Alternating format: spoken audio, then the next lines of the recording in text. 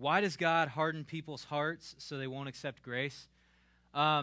We see stuff like this in the Old Testament, like especially like if you're dealing with the story of Moses and Pharaoh, and it says sometimes Pharaoh hardens his own heart, sometimes God hardened it. Stuff like that is really difficult, and there's not like a lot of clean answers for it. But what I jump to are other scriptures where God talks about grace being for everyone. So, like 1 Timothy, it says that God desires all to be saved. Ezekiel, it says that God desires the wicked to turn from their evil ways. What I do know that happens is sometimes what we like to do is harden our own heart to grace and let it be hard, and then eventually God's constantly putting out grace, and he just says, well, okay, if you want it so badly that way, I'll let you have what you want, kind of thing. Is there a clean answer? Can you look at somebody and say, God obviously hardened their heart?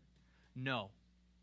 Because then what you're trying to do is get in the mind of God and speak for God and not from what God has spoken to you. And we can't do that. We can only say what God has said to us. That's how God works. And so what I say to that question is, God has said he desires all people to save. God has said that grace has been poured out for everyone. So I believe it.